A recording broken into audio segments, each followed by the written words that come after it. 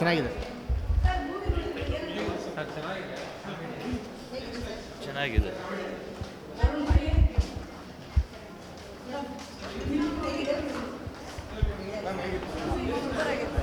Super ಆಗಿತ್ತು.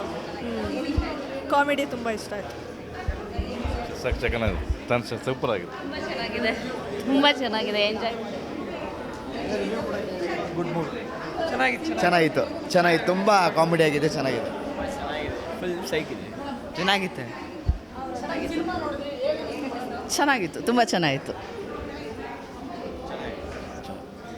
ಚೆನ್ನಾಗಿತ್ತು.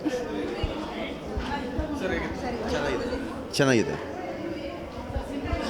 So ಕೆಡ್ದಿರೋದಕ್ಕೆ ಏನೇನು ಬೇಕು ಅಂತ ಹೇಳ್ಬಿಟ್ಟು ಭಾರಿ ಒಂದು ಕ್ರಮಬದ್ಧವಾಗಿ ಒಂದು ಶ್ರಮ ಹಾಕಿ ಮಾಡಿದ್ದಾರೆ. ಭಾರಿ ಚೆನ್ನಾಗಿದೆ.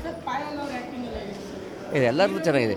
ಇಲ್ಲೆಲ್ಲ ಯಾರಿದ್ರೂ ಎಲ್ಲರೂ ಚೆನ್ನಾಗಿ ಮಾಡಿದ್ದಾರೆ. ಇಲ್ಲಿ ಯಾವುದೂ ಲೋಪದೋಷ ಏನು ಕಾಣಲಿಲ್ಲ. ಚೆನ್ನಾಗಿತ್ತು.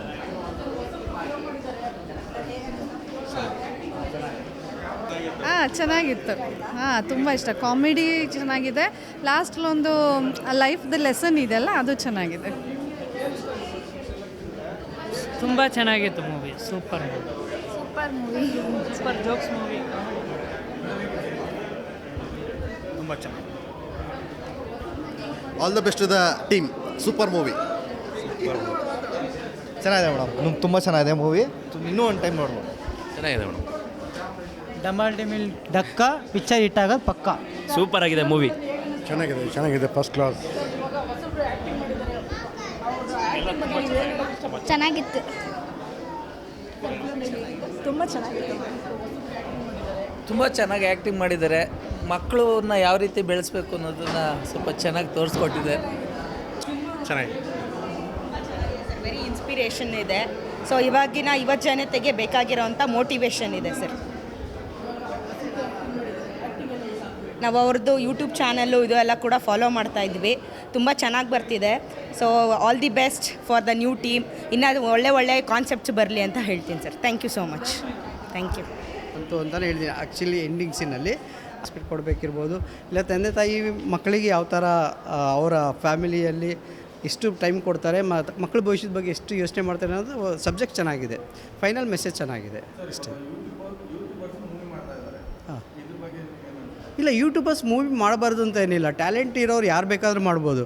ಇವಾಗ ಯೂಟ್ಯೂಬರ್ಸ್ ಮಾಡಬಾರ್ದು, ಅವ್ರು ಮಾಡಬಾರ್ದು, ಇವ್ರು ಮಾಡಬಾರ್ದು ಅಂತ ಎಲ್ಲೂ ಏನು ರೆಸ್ಟ್ರಿಕ್ಷನ್ಸ್ ಇಲ್ಲ. ಟ್ಯಾಲೆಂಟ್ ಇರೋರು ಯಾರು ಬೇಕಾದ್ರೂ ಇಲ್ಲ, ಅವರು ಇನ್ಸ್ಪಿರೇಷನಾಗಿ ತೊಗೋಬೋದು, ಮಾಡ್ಬೋದು. ಇವಾಗ ಎಲ್ಲಿ ಯಾರು ಹೇಳಿದ್ದಾರೆ ನೀವು ಮಾಡಬಾರ್ದು ಅಂತ? ಎಲ್ಲಾದರೂ ಇದೆಯಾ ಮಾಡಬಾರ್ದು ಅಂತ? ಇವಾಗ ಯಾವೇ ದೊಡ್ಡ ಸ್ಟಾರ್ ಇರ್ಬೋದು, ನೀವು ನೋಡಿರ್ಬೋದು, ಅಂತ ಶಾರುಖ್ ಖಾನ್ ಅವರೇ ಅವ್ರು ಬಂದಿದ್ದು ಎಲ್ಲಿಂದ? ಸೀರಿಯಲಿಂದ ಬಂದಿದ್ದು. ಅವರು ಮೂವಿ ಮಾಡಬಾರ್ದು ಅಂತ ಎಲ್ಲಾದರೂ ರೆಸ್ಟ್ರಿಕ್ಷನ್ಸ್ ಇತ್ತಾ?